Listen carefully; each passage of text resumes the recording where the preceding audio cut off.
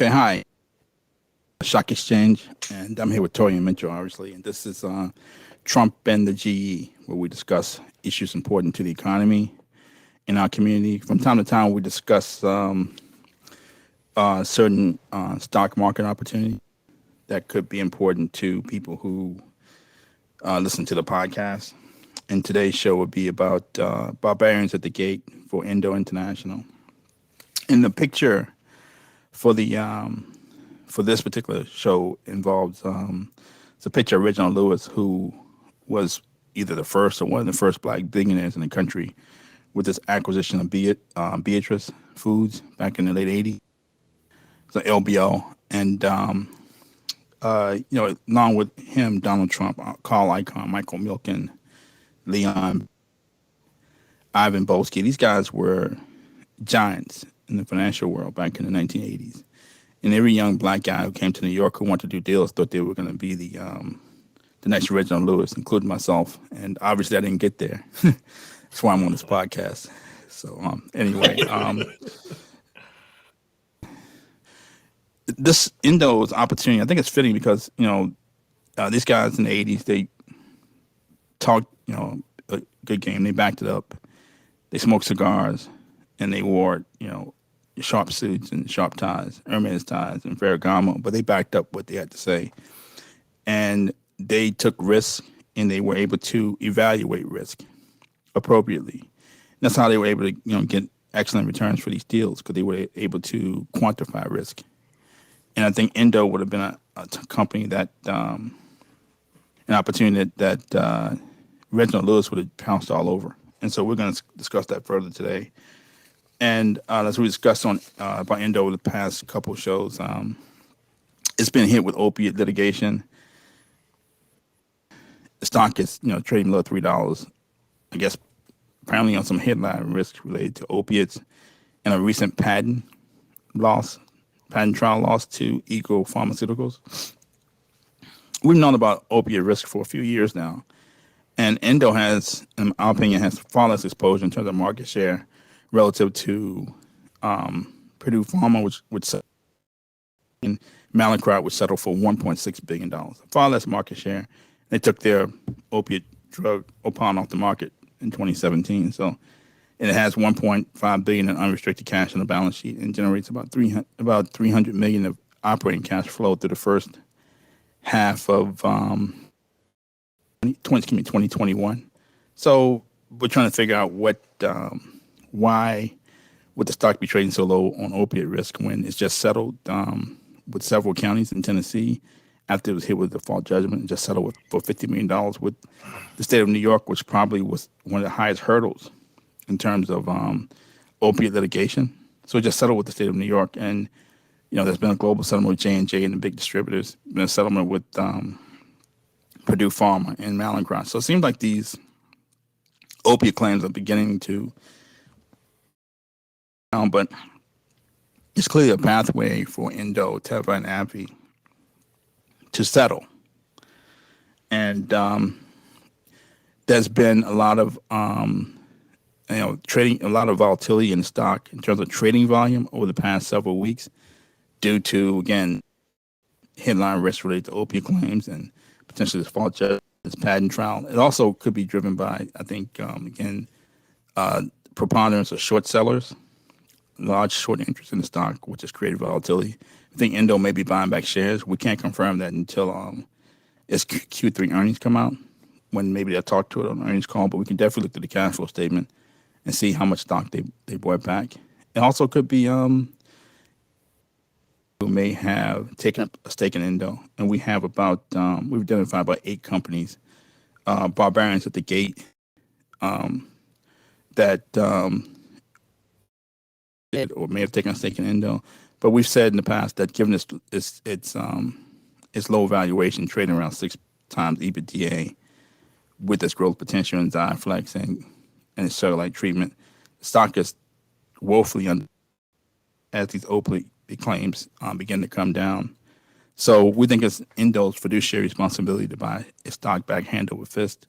We also think it's a fiduciary responsibility for big pharma companies to buy a stake in Endo talk about how they can structure it later on in the call. But I'll let Mr. Mitchell weigh in. Yeah, man, I think it was a good summation. As I think I've stated before that when you're looking at good companies, especially this deeply under fair market value, you have to play detective a little bit and really understand what's missing here, right? When one plus one, we got to fix that equation, and a certain speculation does begin, and now we can start filling in some of the blanks and painting a clearer picture. And with each and every day, some things are being validated, some things are not being validated, but even not validated are still Jews as to the truth. So you're going to get closer and closer, and that's really what has led us here. As you stated before, that Endo, we have speculated a base S3 filings. We've stated that we think that this would be the best use of cash prior to the S3 filing. Uh, it is management's and specifically the CEO's fiduciary obligation to ensure shareholder value. And what better value when you have $1.5 billion of unrestricted cash than to buy up your own shares at some pretty cheap prices. Even with the news was giant that the S3 alone was pretty giant. So finding out New York, especially at a $50 million judgment, we thought it was huge. The market, at least market participants, agreed that it was huge news. That giant clue was the fact in the day out of 120 million shares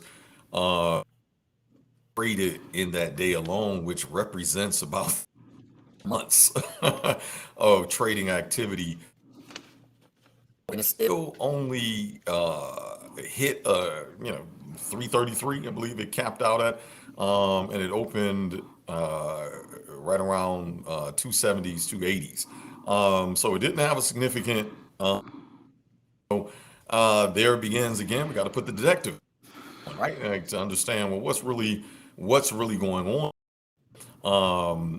We have Endo's management is doing the right thing, buying up some. How many shares?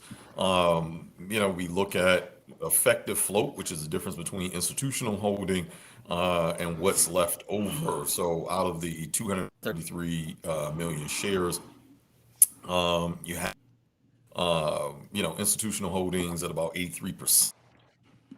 And to date, we particular day alone that there were 44 million shares, which filled in that gap as to why there was not a significantly larger price spike that would get us significantly closer to fair market value. So again, got to put the detector to understand well why. Because when we look at effective flow, institutions are holding right around 180 million shares. You have shorts just in that single day alone, over 43 million shares, with total shares that have been sold short closer to 70 million. Now the picture begins to get painted significant because then the question begets, well, what does that lead or the effective float, the actual trading float? Shorts that have sold close to 70 million shares, that have doubled down.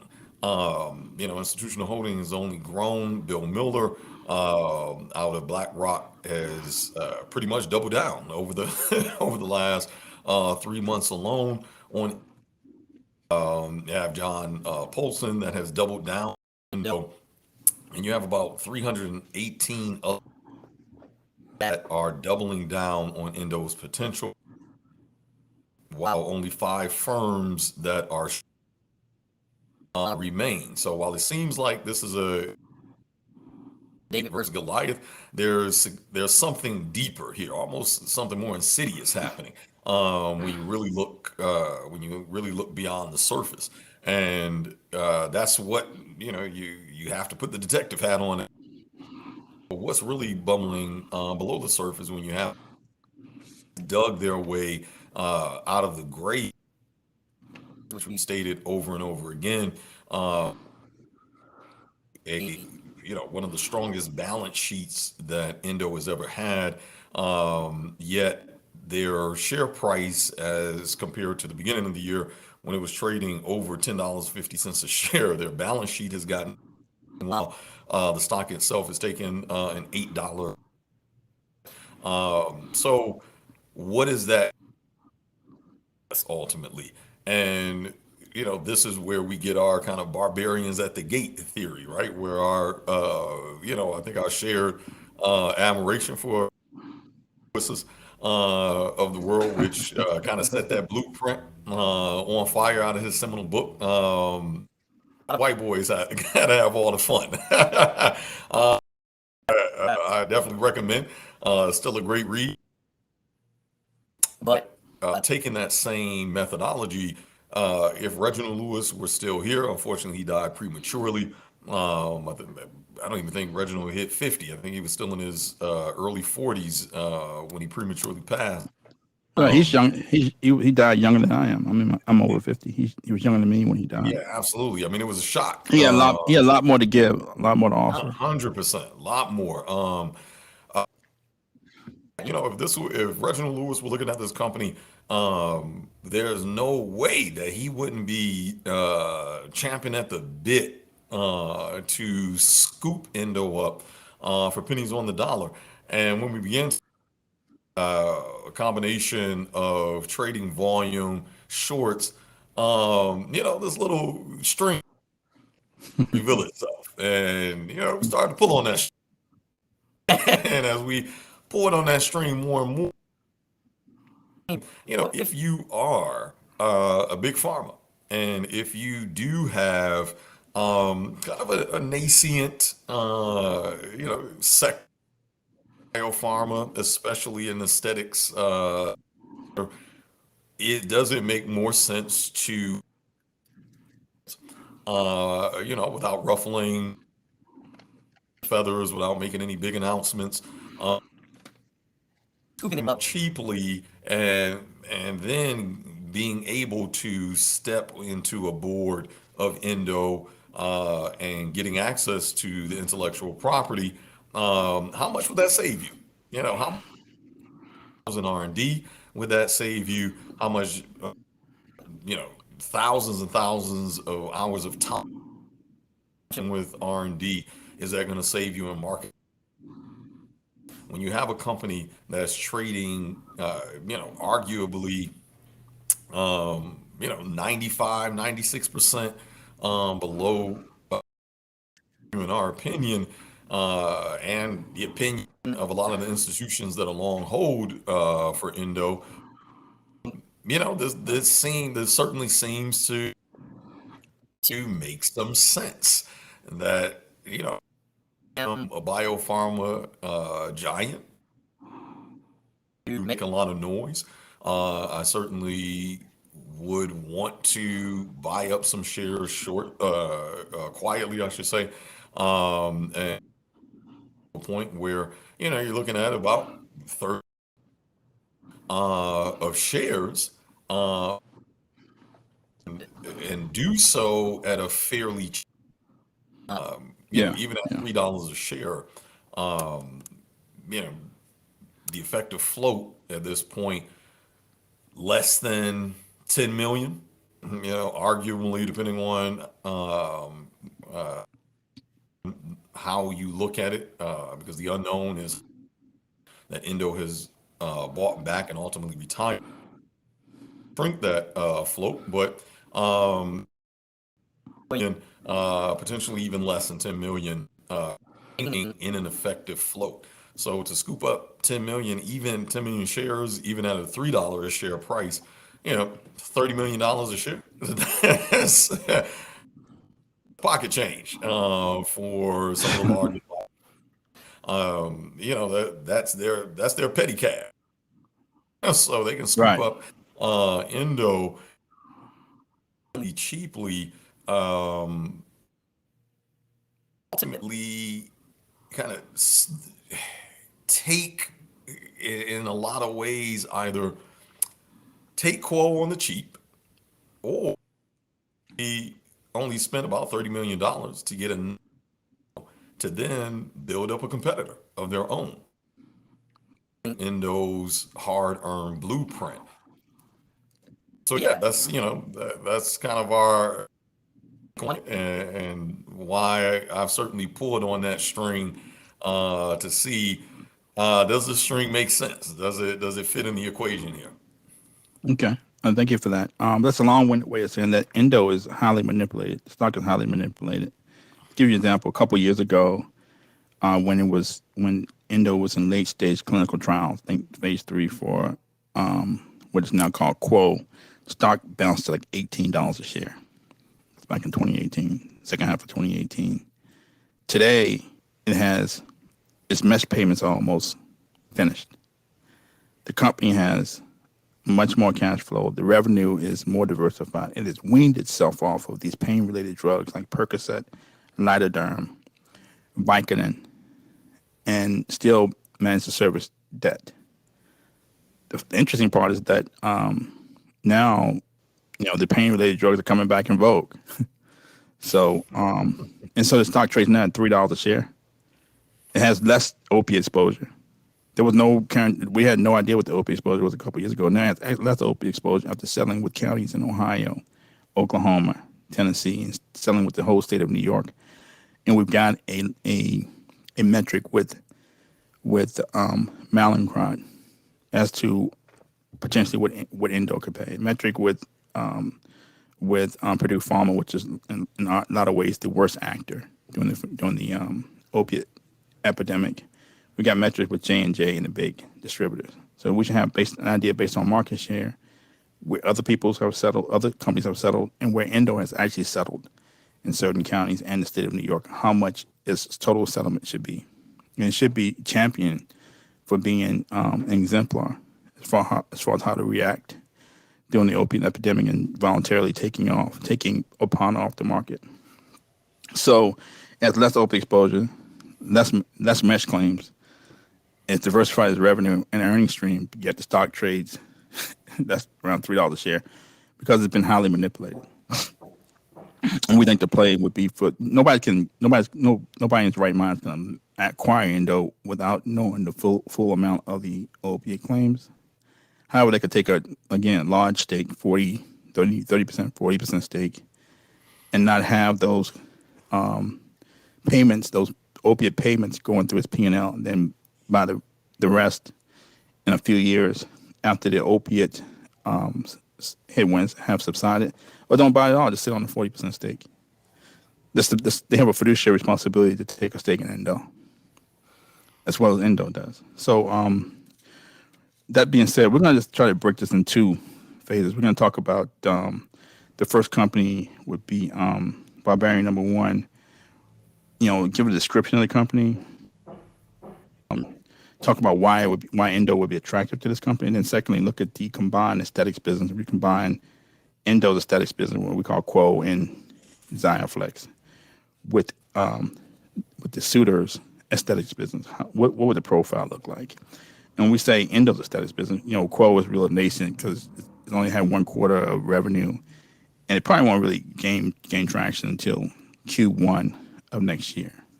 But Xiaflex is growing 40%. So that being said, so the first company we call Barbarian number one. It's a big pharma company, generates about $6 billion in quarterly revenue. HIV product is its largest product, about 29% of revenue, which is growing at 4%. Second largest product is a respiratory segment, which is growing 25% year over year, and looks like it's about 17% of total revenue. It's second most important product, the second largest, but it's second most important product line, growing 25% a year. However, total revenue It's only growing 3%. So it's like a lot of big pharma companies, you get to a certain size, it's hard to grow at double-digit rates, but it's eking out 3% revenue growth, and its HIV product, which is highly important, is being hammered by Gilead. So it's having to continue to spend on R&D just to keep pace with Gilead, which is having a hard time doing. So where does the growth come from?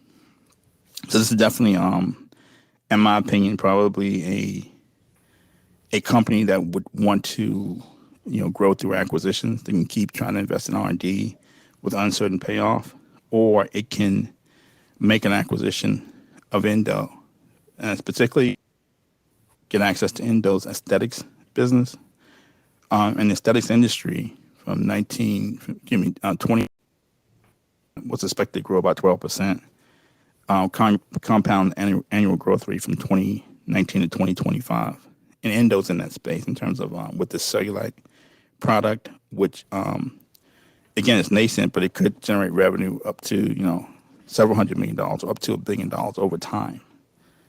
And it's nothing like it because it's probably the first injectable. We think it's the first injectable on the market, born to the knife. So I think we think it's revolutionary. It's not very well talked about because of the pandemic. People haven't really returned to doctors' offices in droves like they will over time, but it's less talked about, and we don't think it's fully priced into the stock. But it gets access to Endo's aesthetics business, and Xiaflex expected to grow 40% year over year with Dupuytren's contractor and Peyronie's disease. It's very exciting, and we think these two products outside of Vasostrict will power Endo for years to come. And so, Barbarian number one, again, $6 billion of revenue. It's only growing 3%, and it's having the same issue that a lot of big pharma companies are having. How do you grow revenue? Either you can grow it organically, prices, and we know from Valiant, which is now Bausch Health, the drama with Valiant, now Bausch Health from a few years ago, it became a political issue. The price hikes, and can these products be affordable? I think Bernie Sanders kicked off that when he questioned the pricing for why veterans getting access to these treatments at cut rate prices. And Hillary Clinton, Bernie Sanders, and then eventually Donald Trump made a campaign issue. Then the total price hikes overall for big pharma became a campaign issue. So I think it's going to be much more difficult to grow revenue through price hikes because Yeah. now they're on everybody's radar. And the thing about aesthetics is that it's not regulated in the same way. You can hike prices at whatever the market can bear. I think that Allergan's Botox business has been phenomenal because of that. That it's not regulated in the same way that typical healthcare products are, and people are trying to get access to the aesthetic space. Endo has access to it. It also has done the R&D, so you're basically piggybacking off of Endo's R&D and a product that's already on the market. So it's already gotten FDA approval. It's already been launched, and it's nothing like it. So we think that's pretty much a major play for what we call Barbarian number one. And I'll try to show you, if I can, try to show you a chart of, try to show you the chart. Let's see.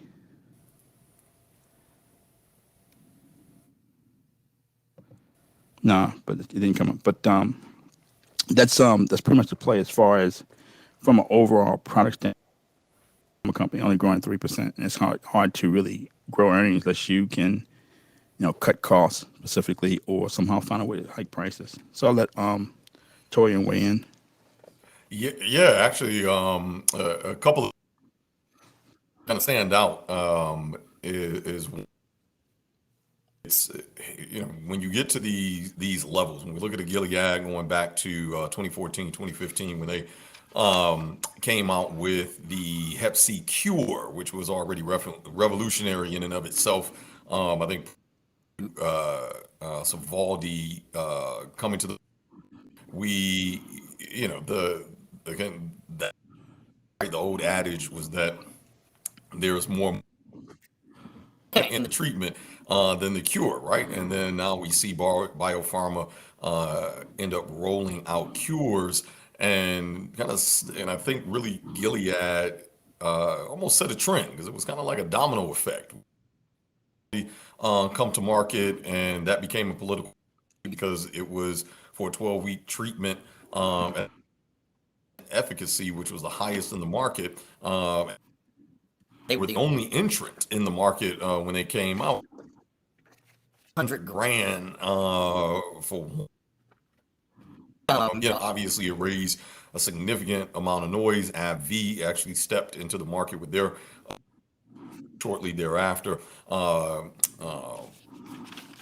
down by a third to about a share, and then the whole script stepping in and politicizing the pricing, and in a lot of ways, rightfully so, but politicizing the pricing of drugs, and then we saw the evolution conversion strategy, and Gilead led that charge as well, buying up these companies, whether they were within the biopharma space or even and ultimately raising the DOJ and Eric Holder at the time.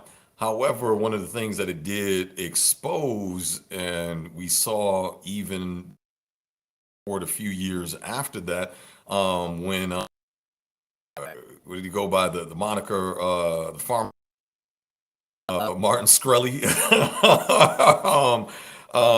He ended up going to jail. But right or wrong, he still brought up a very good point when he hiked the price of a drug that is less than $10, and he shot it up, I think, over $200. And that the drug companies don't do. So how are you going to imprison because I'm an individual that saw an opportunity to buy a patent, bought the patent. I now own the drug, and I should be able to do the same things that biopharma companies are doing. And he wasn't wrong. We anyone in handcuffs at Gilead. We didn't see anyone in handcuffs, and or any of the other larger biopharma companies, even J&J after their exposed to have cancer in it. I mean, how insidious can you be to be exposing cancerous products, even just from a moral, ethical argument? It's egregious. Yet no one was sitting in prison. Only Martin Shkreli, right? And frankly, I don't think it was a great argument to lighten his sentence, but it was rather an indictment to say, well, I should have some friends in here with me. That misery loves company, so I should have some other sitting beside me to keep me company during the Didn't prison sentence. But didn't he do something to piss off to upset the politicians? I think. and I think he did everything possible to piss off not just the politicians, but the greater public at large. I know what it was. I know what it was. They asked him to bring down the price, and he wouldn't. He Right, wouldn't right. He react to it. refused to bring That's what it down, was. and he He went actually right. spiked it up more. He Right. actually did the Next thing you know, they opposite. found out he had warrants. He had outstanding warrants. Exactly, man. So yeah, man. He even pissed off Wu-Tang. They dropped their gold album, and it was the only of its kind went to auction, and Shkreli was the one that album, and I Right. think RZA tried to get it back from because they didn't even want to be associated with this guy. But one of the things that it really opened up around the rising costs of healthcare. At the end of the day, the thing that we have to look at is wallet share. Right around that same time, the Affordable Care Act had already been in effect since 2010. But when we look at Kaufman Center, just between 2015 and 2019, when we look at Kaufman Center studies, found that the healthcare cost, so talking about pre-pocket costs, had risen 50%. Think about that, 50. Meanwhile, what was the rising cost of incomes? What was, and over the same time period, incomes were largely stagnant, and some sectors actually declined. So, what does that mean for even a J&J, AbbVie, essentially a biopharma that it is, Hawk, and imagine fitting the Hawk, in a Fiat, right? It's Hmm. like in a little Fiat car, and he's bursting at the seams. So eventually you're going to hit your head on the ceiling and on the wall, and now growth is going to become stunted. Have the burden of keeping shareholders happy, because once they're used to certain profits, human nature, more, right? It wants more, more, more, more, more. We want type of profits, even in the face of reality, as I call it, right? So where does that leave the dermatology and aesthetic market? In my opinion, even when we look at the of growth, which is about 11 to 12, expected to grow over the next 5 years, one of the things into consideration, which those revenue project don't take into consideration, is that one, we're dealing with a pandemic. Two, that wallet share significantly increased within household income, thereby decreasing discretionary spending. That is the biggest weakness of the market. So while sure, if I come out with and I want to price it at 12, do that. There isn't a regulator that is going to, send me a letter or knock on my door. However, the reality is that the market is definitely going to be the one to tell me that, whether this thing is really worth $1,200 a share. And if they do, it still doesn't mean that they can afford 1,200. I mean, for my Right. age-defying cream, the reality that the market to afford a $1,200 an ounce cream significantly shrinks, and has already shrank, simply between the beginning of 2020, essentially the pandemic and current times. um, the and I use Botox as that benchmark, right? Botox sustained, beauty was one of the few industries that was recession proof during this pandemic. However, Botox surprisingly didn't take a significant hit. However, the thing that, when you look under the cover of where the buyers were for Botox, it was no longer within the middle class market. Or we should, you can even the middle class itself, between lower class, middle class, and upper middle class. And Botox prior to the pandemic was reaching in the depths of even the middle class. Uh, Families and individuals move from a lower middle class into a middle class, taking advantage and accessing income and spending it on health and beauty. They want and Botox is often a part of that regimen that helps them feel and look better. However, what is the thing that any family is going to look at when they're facing, either and essentially a reduction in discretionary income? Things that you may want to keep, but they aren't. And that's the difference between a Quo and a Botox. Less than 10% of Botox for its original prescribed use, which was excessive sweating. Over 90% of the remaining users use it for its aesthetic purposes, which means that this is not a needed space. This is a desired purchase. So when we look at Quo, the advantage that Quo has, and being the only treatment for cellulite showing at a 98 over a 12-week period, is the fact that cellulite is not simply an aesthetic or a desire based treatment. This is a needs based.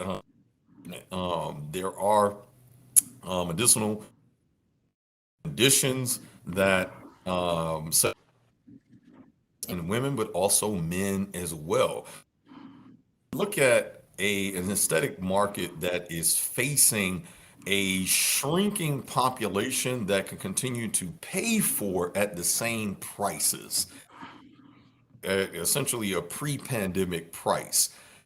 We have a biopharma that is looking at market to grow, to be that growth, but the chance at cutting these billions upon billions and potentially tens of billions of dollars in R&D, but then you have to price the final product that comes out of that at a lower rate than pre-pandemic prices. So what is that ultimately? That's going to take you significantly longer to get to break even. That's what that means. And if I am a biopharma company looking at an Endo, what does Endo give me? It gives me a needs-based product that is significantly unregulated when it comes to pricing. So I can price this thing pretty much where I like to set the tone for the pricing, create the market, because this is something that is more Botox, which means it gives me reach back into the middle, back into that middle class market, and not just the upper middle class to even just upper class household income. And to the earlier point of, well, right, if I look at the enterprise value of Endo, check for about 30 to 31 dollars a share. Current share prices, which is just under close on Friday, 80. So you're looking at a 30 to 31 a share enterprise value for Endo. So if I can either cut a check for about have $9 billion, or $30 million and get a share and just enjoy Endo's growth, and then that puts me to then take over the rest of the outstanding shares, even at a cheaper price, and completely take over Endo that significantly less than $30 a share. Right.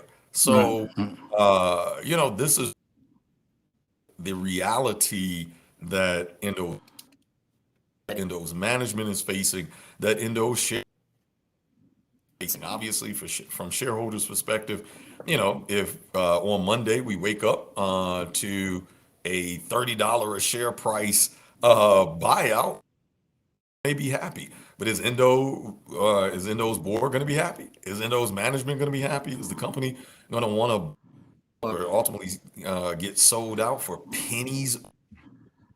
Some folks will call that these prices. So that's really that Endo's management and board is looking at right now. And the question then begets, what do you do about it? How do you position yourself, sure that even if conversations is coming up, that they're coming up at least at price?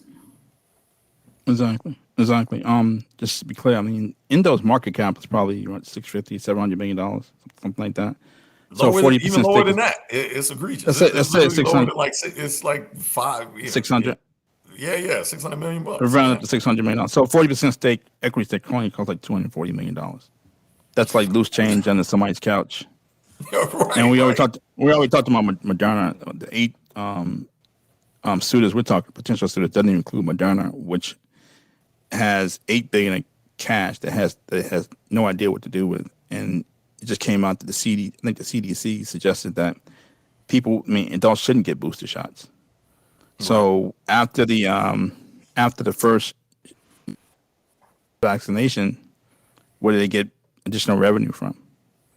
And so it also speaks to, okay, if this messenger mRNA technology, if it turns the body into a vaccine fighting machine, and you got vaccinated, and your body can, produce proteins to fight the current vaccine and future vaccines, why would there be a need for a booster shot to begin with? But I digress. Um, And worms on right, that. right. So anyway, it's a disconnect there. But anyway, uh, again, Endo, it has this headline risk because they keep talking about this opiate litigation that's coming down, and we know again we have a metric with Mallinckrodt that had $1.6 billion settlement that's going to be paid over years. Okay, so outside the headline risk, I mean, again, you can take a sizable stake and then avoid the opiate hit when subside, then you could buy the rest over time. But again, it gets down to management doesn't want somebody to steal the company out from under it. But if you're a big pharma company, again, you have a fiduciary responsibility to do this deal. You can either continue to invest tens of billions in R&D with an uncertain outcome, or go try to make an acquisition in this market with a Dow at, during the pandemic, it was 18,000. Now it's at 36,000 miraculously. I mean, the math for these companies don't even make sense. And Gilead has run into that problem that no use for its cash. It couldn't put cash to work at a acceptable ROI. So it spent tens of billions a year buying back its stock. Now it's making acquisitions at the height of the market with an uncertain return. It's overpaying for deals, which I've talked about in the past. Gilead's overpaying for deals, and it used a lot of its war chest that it generated from its phenomenal HCV drug. It's used to buy back stock, make acquisitions. The stock price hasn't moved, and now they're probably limited to how many more deals to go elephant hunting because of the credit metrics. They're taking on so much debt that they're going to be constrained. At some point, you keep buying these big deals, you're going to become junk debt, Right. and I don't think they want that. So Gilead's constrained from making acquisitions at the height of the market because these numbers just don't make sense. Nobody even looking at multiple EBITDA for acquisitions. It comes down to in big pharma. And AbbVie is Humira. People are questioning its ability to hike price over Humira. So went out and bought Allergan. And the point you bring about Botox, which is owned by Allergan, Botox saved Allergan for years. Yeah. At some point, it was the only product that was really growing, and it's second biggest drug hit by generic competition, and that's when Allergan's valuation and its growth began to prices for other products. So it was like almost like a one-trick pony with Botox. So then it had to sell itself to AbbVie. So a lot of these big pharma companies are running into this problem of how do you grow? Either you continue to invest in R&D with uncertain outcome, or make acquisitions at prices that don't even make sense. And when the Fed begins to remove the quantitative easing, remove some of these stimulus into the market, you're gonna see that people who made deals over the past 5 or 10 years, it was money that's practically thrown down the drain. Helped the stock price in the short term, but over the long term, it was money thrown down the drain. You have almost, again, if I'm a shareholder in Barbarian number one, and you haven't bought a stake in Endo, I'm suggesting the CEO gets fired because you have a fiduciary responsibility to grow, use your cash at an acceptable return that shareholders can't get. Otherwise, give me my money back and I'll buy Endo myself Right. as a shareholder. So now we're going to look at the aesthetics business. separate and combined. So, Barbarian number one's aesthetics business generated 140 million in revenue in Q2. They grew 7% year over year, which wasn't, nothing right. It wasn't great, but it was still more than 3% the overall company's revenue grew at. It represents about 2% of revenue, so it's really nascent right now in terms of the big picture. That 140 million in revenue compared to Xiaflex Quo's Q2 revenue generated about 120 million in revenue. So it's almost slightly lower than the potential suitors aesthetics business, but it has a much higher growth rate. Xiaflex is growing at, again, 40% year over year. It's coming out of the pandemic, so its base is a little lower, and Quo just got launched, and they're rolling it out slowly but surely. So I think we'll see the first half of 2022. You'll see the product really gain traction, and so on a combined basis, Endo's aesthetics business would be about 46% of the total aesthetics business combined, and it would take this the potential suitors aesthetics business from 7% revenue growth to about 30% revenue growth. And that's conservative because, again, Xiaflex is growing about 40% and Quo is in startup mode. So its revenue is probably going to accelerate very quickly. So it could make the, potential suitors aesthetics business more robust and more meaningful to its overall revenue and to its overall story. I'm not saying it's going to be as big as Botox was to Allergan, but it can become a real meaningful part of the potential suitor story and help amplify growth and help explain, explain to its shareholders what it's doing to generate growth and how it's putting money to work at an acceptable return. And again, I think because of these big pharma strained, that's why Endo is vulnerable because I wouldn't be surprised if they haven't taken a stake already. If they haven't, you see several big farmers look to take a stake, if not just to beat out a potential competitor from taking a strategic position in Endo. So, and I think again, makes Endo's management team pretty vulnerable. You can't get your share price. I'm not saying they want to spike the share price. They should be buying back shares hand over fist, but at some point, if it doesn't trade at, close to the fair value, somebody else will see that it does, if that makes sense. So Yeah, I'll let Mr. Mitchell weigh in. Yeah, absolutely. The when we look at the also when we look at the drug list of the first Barbarian, some of these are some household names, and seeing that's within their dermatological space, which covers their aesthetic business. Some of these are some household names, and to see, Q1 and Q2 earnings on them are pretty disappointing, honestly. So if I'm the company, and this is kind of best case scenario with these drugs because you've already rolled out a significant amount of money to make a drug a household name, and on a very granular level, that's not cheap. Even from marketing level, some of the highest, even from a social media perspective, where you're still paying cost per click, right? And some of these, even if you're using the old Google model of cost per click, when someone sees a Google ad and they click on the ad, the company that put up that ad pays for you as the potential consumer or viewer to click on that ad. And when you look at the cost of healthcare or biopharma, the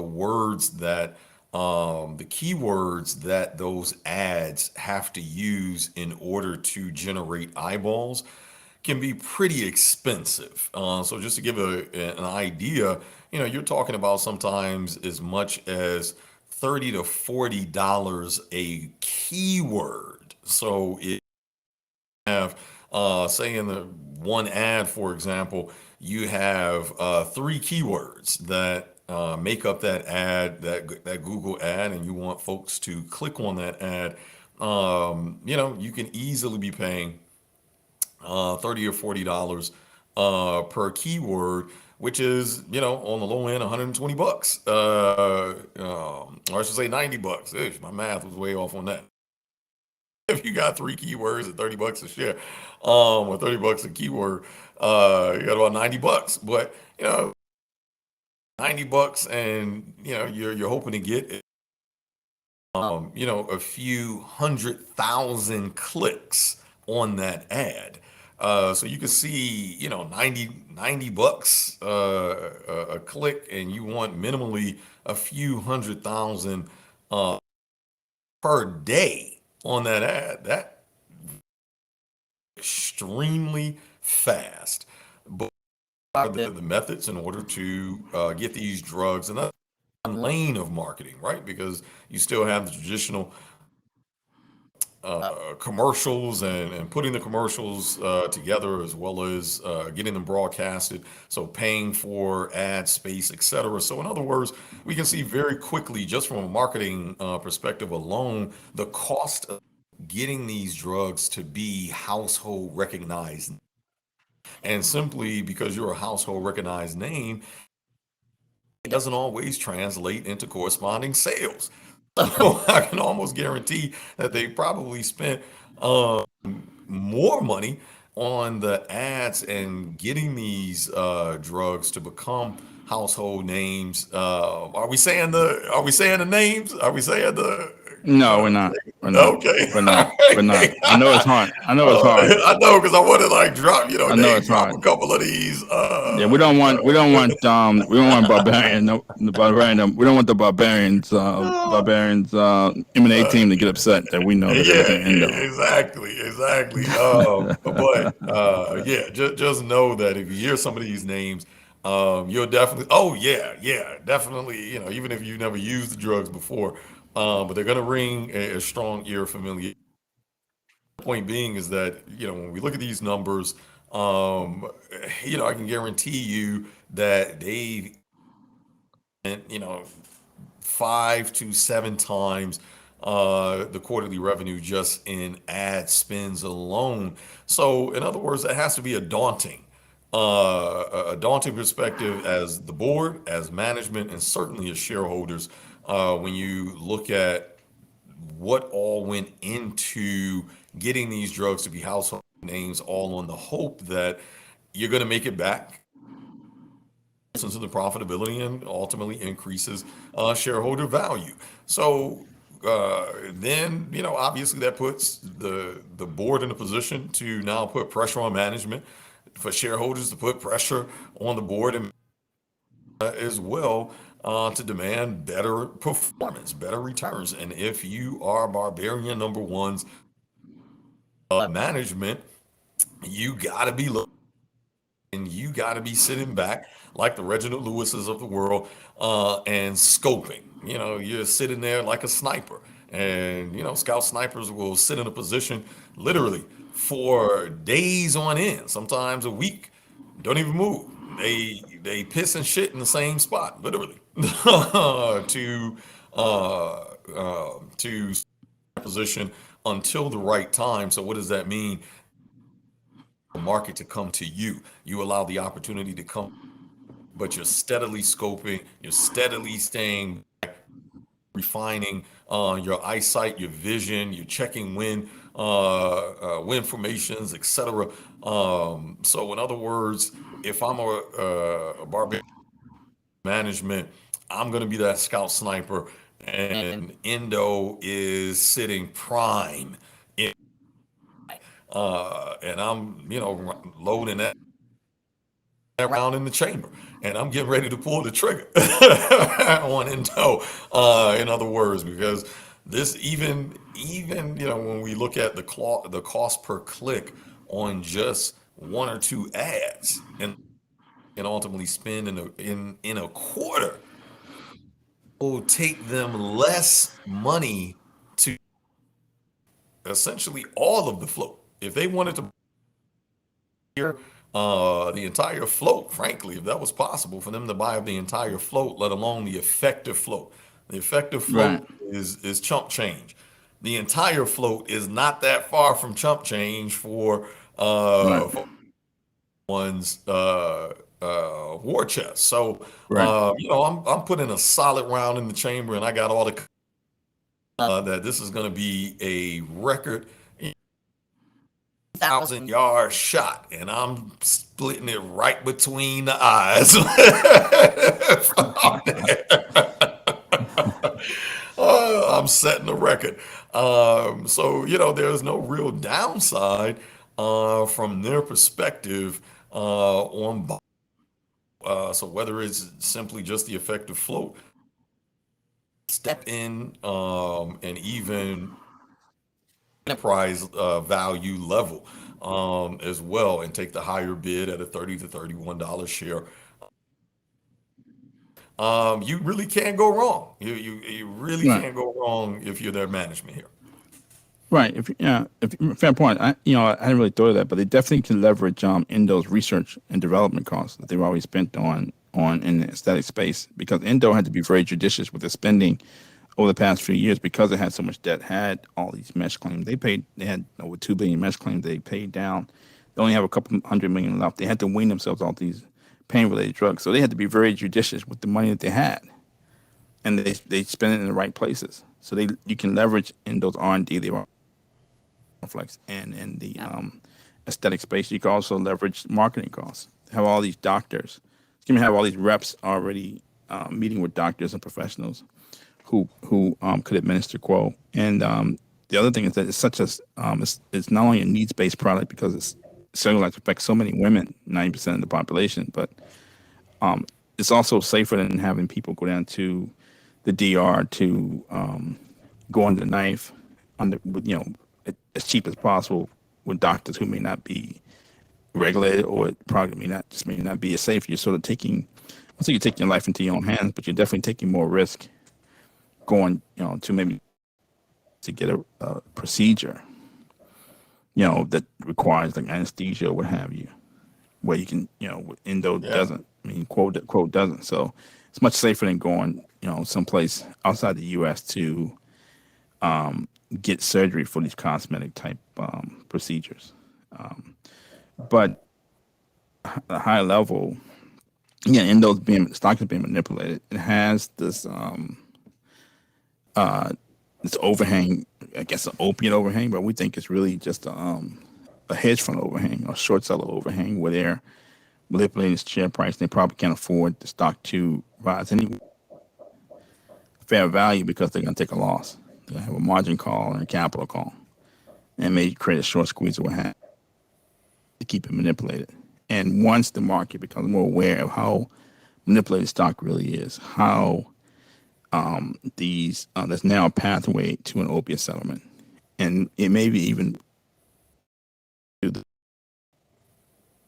also on the basis right. This seems kind of squirrely that the judge on the patent trial didn't invalidate Endo's patents for vasostrict, and so Yep. Eagle hasn't even got their version of vasostrict, hasn't even gotten FDA approval. So they have a complete response letter issued to them that they have to respond to. I think they've already responded, but they'll see if they can get FDA approval in December. But it seems like a competing product instead of a generic version of Endo's product. Doesn't seem like the exact product, but we'll see. So it seems kind of squirrely, but once the market becomes more aware of just how manipulated the share price is, just how highly shorted Endo is, because you look at the effective float, you're talking about it could be 700 times the effective float.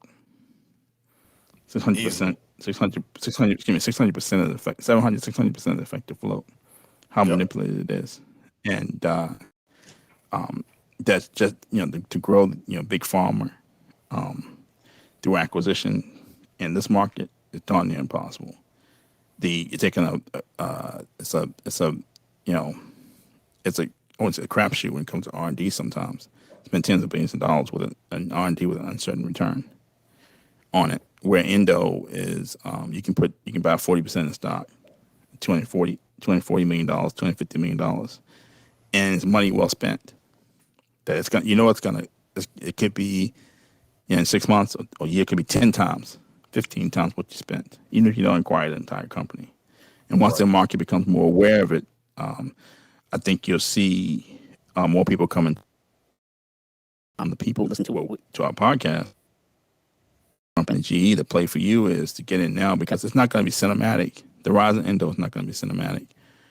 When Q3 earnings come out, you realize just how many shares management has bought back, or when you realize who else has invested in the company, whether from a financial Exactly. play or strategic play. Who gets there first may be the winner. Yeah. You can only one company can buy 40% of the stock. I Right. gotta have two companies, but you know what I'm saying? I got two companies that do like 40, 40% of the stock. But anyway, Yeah. Yeah. so or three companies with a majority stake or what have you. It's not gonna. I don't think the rise will be cinematic. I think it's gonna spike up, and it'd be hard to get into the stock after that happens. But right now, it's too cheap to ignore. Too cheap to ignore for management, or too cheap to ignore for Moderna, which we talked about. All these 8 big pharma companies, which we'll talk about over the next coming weeks. But that's sort of my take. Anything else, Mr. Mitchell? No, I think we said it all. You know, in terms of the shortcomings of the aesthetic market and its reliance on discretionary income as a part of, um, but that specifically Endo, due to Quo, really has a competitive edge that has created a moat, so to speak. So even, using kind of Buffett's methodology of looking for that thing, right? That first criteria, long-term opportunity, which is a company have a moat, and how is this moat? And significant changes within the economy, the overall economy. I don't really see their moat shrinking. In fact, I actually see Endo's moat increasing, particularly around Quo. And I'm sure that Barbarian number one understands that from a view as well, because even biopharma economists on a payroll, so that they can take a long-term view when it comes to growth prospects, to ultimately impact risk models as well, that will kind of spit out a fair cost spend. Determine, is it worth spending hundreds of millions, tens of millions, potentially billions in creating a market, creating a product. Uh, they're seeing the same things. In other Right. words, so yeah, I think we've pretty much laid it all out, man. So that's it from Right. part and shot, as you like to Right. call it. I think Reginald Lewis will be proud. I think, to be honest with you, our ability Oh, to do deep yeah. research, assess risk, our value risk, price it appropriately, and to explain it to the marketplace. I think he'd be proud. But that's Trump and the GE Barbarians at the gate for Endo. So thanks for joining us, and keep listening. We'll keep talking, and explain the economy and the market in ways that nobody else can. Thank you.